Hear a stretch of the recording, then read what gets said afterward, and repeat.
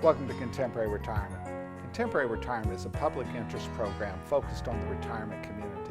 Every program has segments on legal, financial, and health issues affecting the retirement community. Contemporary Retirement is sponsored in part by a major grant from the Family Heritage Trust Company. Contemporary Retirement is sponsored by Family Heritage Trust Company. The Family Heritage Trust Company is an independent bank chartered trust company established by local professionals to provide fiduciary services including fee-based investment advice, trust services, retirement planning, and tax planning. The Family Heritage Trust Company is committed to client service in our communities. For more information, call the Family Heritage Trust Company at 301-631-5900. Contemporary Retirement is sponsored in part by a grant from R. Thomas Murphy & Associates, P.C. R. Thomas Murphy & Associates is one of Franklin County's leading law firms, emphasizing estate, trust, elder law, and medical assistance planning. Welcome to the Is It Legal feature on Contemporary Retirement. This segment focuses on various legal issues affecting the retirement community. With me today is Tom Murphy from the R. Thomas Murphy Law Firm with offices in Waynesboro, Chambersburg, and McConnellsburg. Welcome to the show, Tom. Good morning, Mike. Tom, as we always like to begin this sequence of segments here, the first question people would say was, why would two lawyers from immediately adjoining jurisdictions be talking to the public? That's a good point because surprisingly, despite the close proximity, the rules are completely different. And the techniques and the things that we do vary according to the jurisdiction. So we have a whole bunch of variations in theme. Pennsylvania prior to Maryland adopted a statutory power of attorney. Mm-hmm. And the reason was not to create work for lawyers and to get fees from clients, but these money center financial institutions were being nightmares on accepting powers of attorney. So your lawyers went to the legislature and got a document that they have to take. Absolutely, and it's still an issue, and if there's variation or you don't say the magic words, it still can be a problem.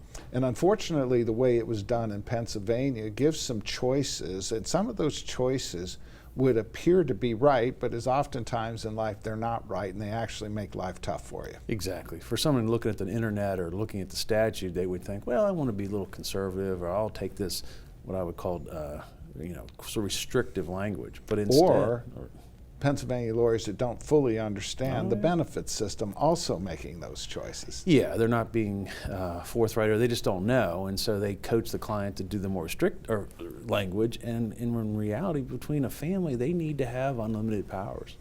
And so Maryland in 2010, at the behest of the Maryland lawyers, were also frustrated at these money center institutions refusing to accept powers of attorney, putting restrictions on it, then adopted a statutory power of attorney. And my instructions to anyone watching this show, including people that we represented, if you have a pre-2010 power of attorney, it needs to be redone if the person has capacity. Right, and Pennsylvania has a scheme where the pre-2015 power of attorneys are valid, but you really should add the proper language. So as things evolve, you need to update your paperwork. So when our firm started partnering together 25 years ago, Maryland power of attorney worked reasonably well in Pennsylvania. Pennsylvania power of attorney worked reasonably well in Maryland. Right. And now they don't work across state lines at all. Yeah, it's very difficult. And so we have multi-jurisdiction clients. We want to make sure there's paperwork in each state. And so today we have a snowbird. Let's assume they're a Florida resident. Mm-hmm. We're telling that client we need to have a Maryland power of attorney for the Maryland real estate, or a Pennsylvania power of attorney for the Pennsylvania real estate, and we need to have a Florida power of attorney to deal with the Florida properties. That's a good point. It's just cheap insurance so that your family can take care of you. You're not going to run into big roadblocks wherever you are. And so people think it's actually duplication, but it also goes to something else, the misconception that you can have more than one power of attorney. And in fact, many times it's absolutely handy to have more than one. Absolutely, and so it's like a credit card. If if they don't accept American Express, well then have a Visa, and it works the same way. And so then, unfortunately, one of our greatest challenges in our practice is lawyers, people who do not understand how we have to deal with elder law planning, benefits planning, says is that, you have to look at long-term family relationships and put aside, well, they could do something wrong when they have a 50-year history of not doing things wrong, but you have to entrust them in order to get the benefits of the benefits programs. That's a good point. Most people aren't going to change their character because they suddenly have a piece of paper in their hand. If they've always been a good person, they're always going to be a good person. So when we're dealing with long-term care planning, you have to have a power of attorney, and that power of attorney has to permit gifting, unlimited gifting. So the Pennsylvania form, has a choice, and most people who don't understand it choose the more conservative choice, which is not going to allow you to effectively do medical assistance planning. Yeah, too many estate planning attorneys out there focus purely on the estate and gift tax rules and not on the long-term care system, which is probably the most pressing issue for most families in the U.S.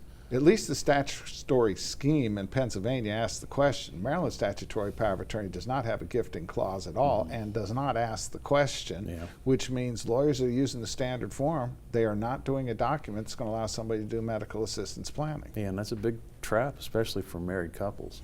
And unfortunately, you can get that Maryland form on the internet, and the fact is that document on the internet is not helpful to do benefits planning. Exactly, it's more of a trap, and people get trapped in Pennsylvania all the time, and if you have a bad power of attorney and someone loses capacity, you may have to go through a guardianship.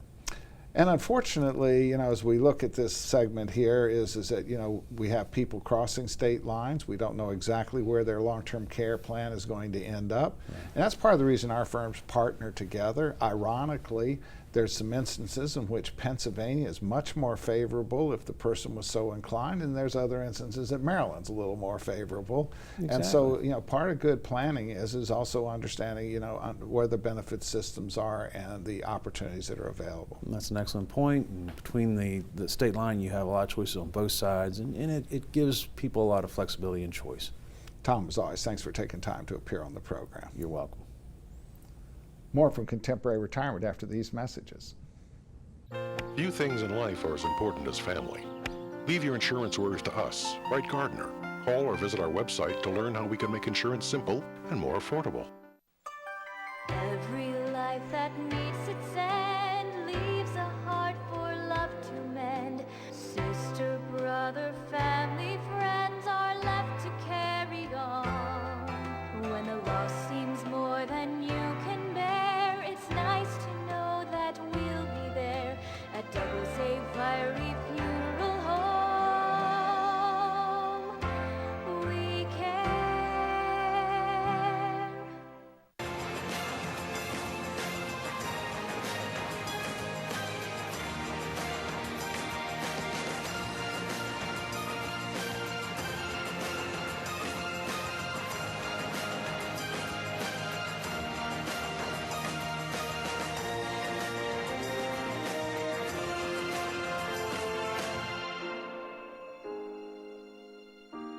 Call Ed Lowe to help put your mind at ease. Welcome to the special guest feature on Contemporary Retirement. This segment focuses on various issues which are of importance to the retirement community. With me today is Jason Malott, Register of Wills, Washington County. Welcome to the show, Jason. Thanks, Mike. Good morning.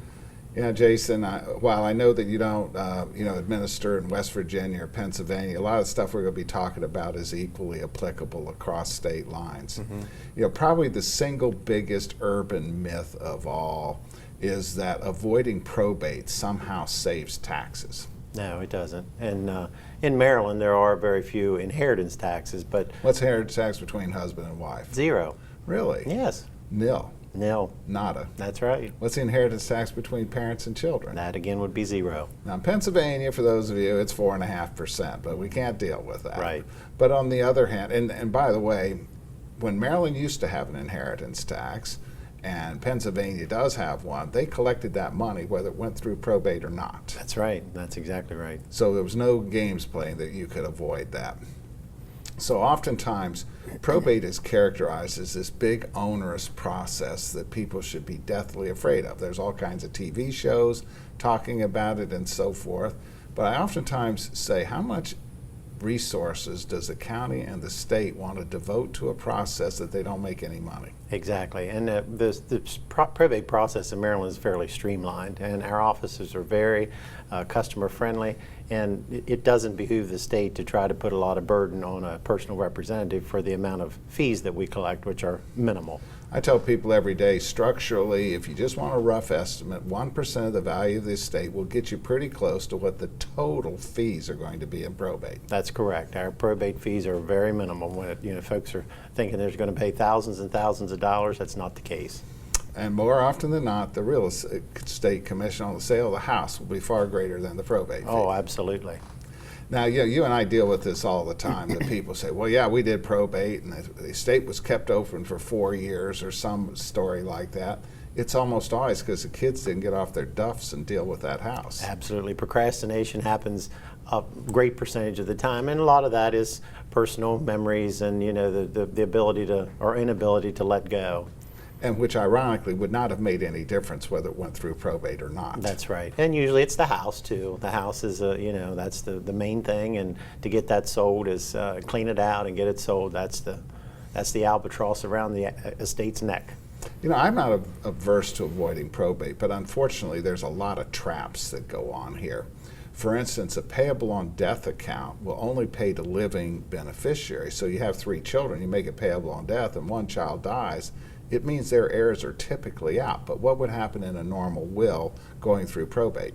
Well, if it goes through probate, the asset has no beneficiary, so it'll divide pursuant to what the will says. And of course, if that deceased child had children, it'll go down to their children, depending on the language in the will. But generally, that's the way it is and doesn't require anything. It's protecting the 1/3 shares that most parents had in mind, irrespective of whether their child survived or not. That's exactly right. Now, of course, people say, well, I just don't need a will. I always have everything titled joint. And our experience is, no, it's not. Right. Yeah, usually it's always that vehicle. There's some issue there that they'll need to come in for. And if you have a will in place, it makes it much easier.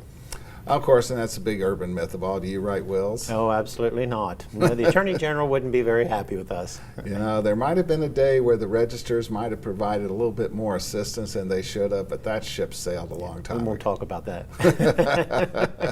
That was long before my time. Well, I understand that, but the reality is, and you and I talk all the time, the wills that you have problems with, even lawyers who are not very good estate planners tend to write wills that are okay. That's right. It's I won't say it's impossible, but it's difficult to write a bad will. As long as you have 2 witnesses over 18 and the testator has signed it and dated it, it's probably going to pass muster. But those ones taken off the internet. Don't do it. Absolutely. They give you chances to circle and scratch out, and you usually circle or scratch out the wrong thing. And of course, we have another problem too, is that people decide to update their will by scratching on the will and changing stuff, and frankly, that is arguably a revocation of the will. Absolutely, and we have had that. So people need to understand that probate is simple.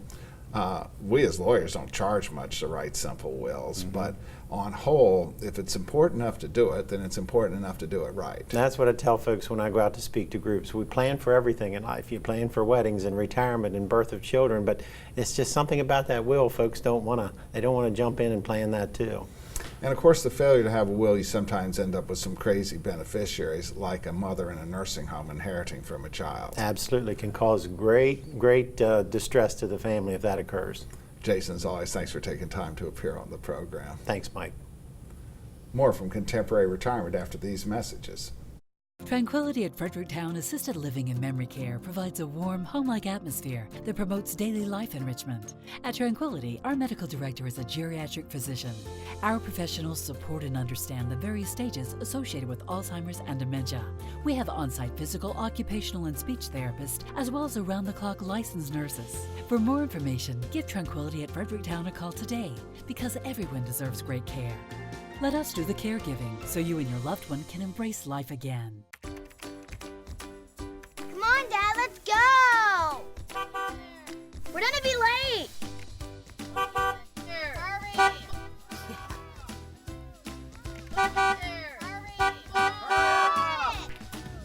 Just one more bid on HurleyAuctions.com.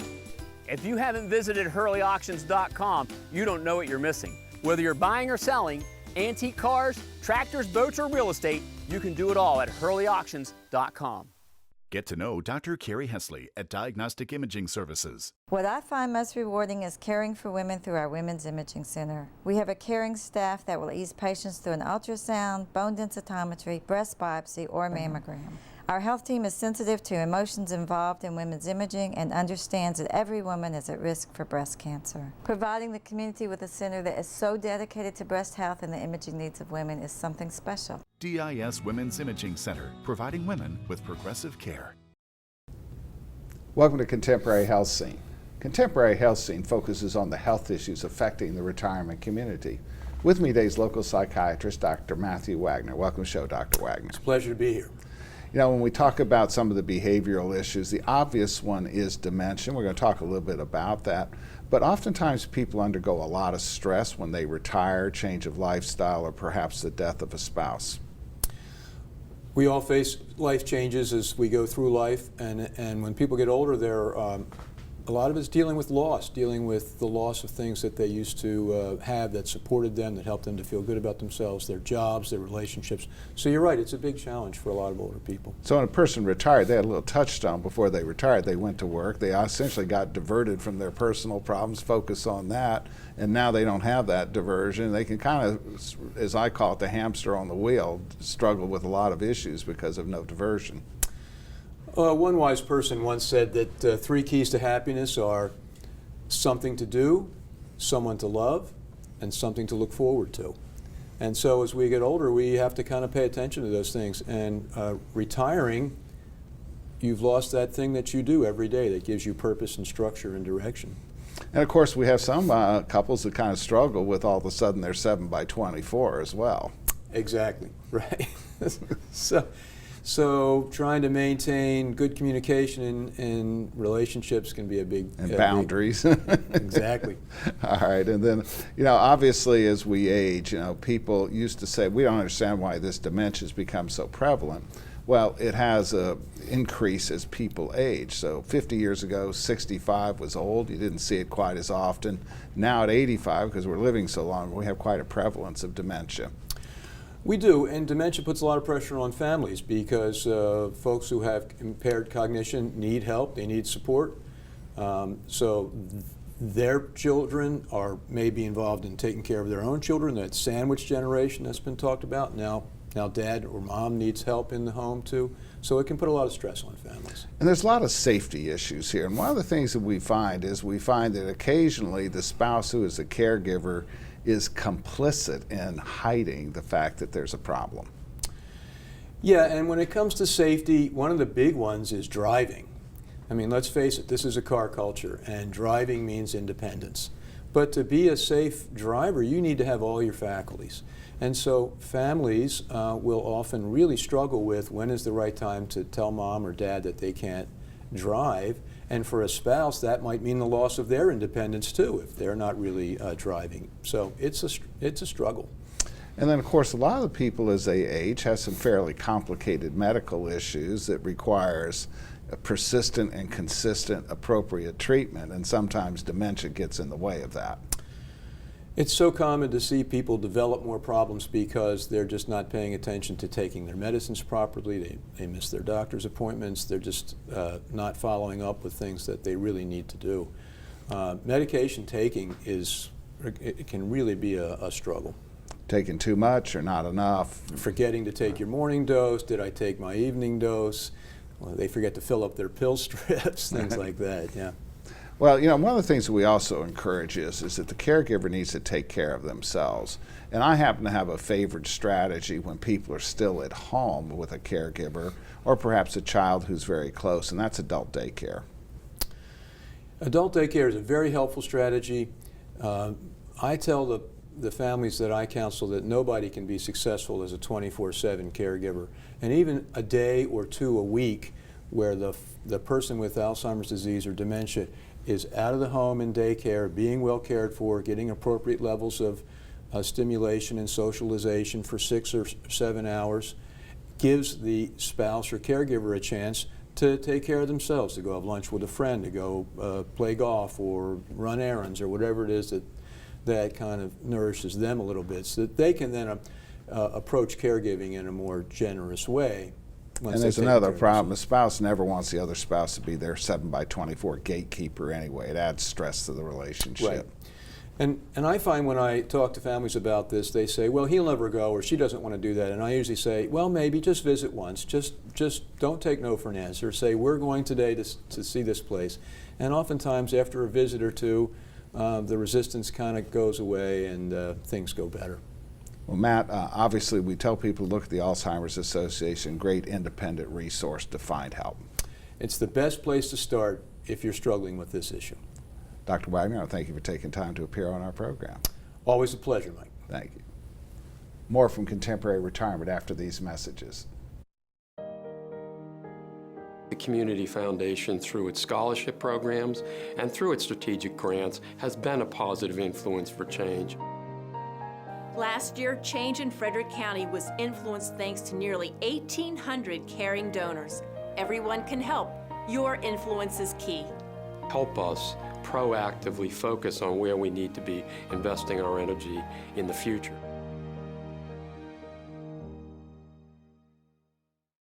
Albright, Crumbacher, Malott, Eitel are a full-service firm that provides elder care services including managing incoming bills, bill payment, depositing checks, balancing bank statements, and preparing, planning, and filing personal tax returns. Put your mind at ease and call us today. Welcome to the Making Sense feature on Contemporary Retirement. Making Sense focuses on the financial issues affecting the retirement community. With me today is Christian Wright, President Wright Gardner Insurance. Welcome to the show, Christian. Thanks, Michael. Yeah, one of the unique things about your company is we're ever increasingly finding captive companies, which means people can only sell one company product. And we've also seen a lot of corporate acquisitions of companies like yours, and frankly, they're not as good as they once were. Yeah. Larger's not always better. And it's really disconcerting because insurance is something that I believe strongly that you need to have a relationship with the person who you're trusting to make sure that if you have a loss, you're protected. And we see a lot of issues here. You know, I tell people when I do my seminars that I rarely see an automobile policy that's right. And they say, well, I have standard coverage, and my response is it's standard wrong.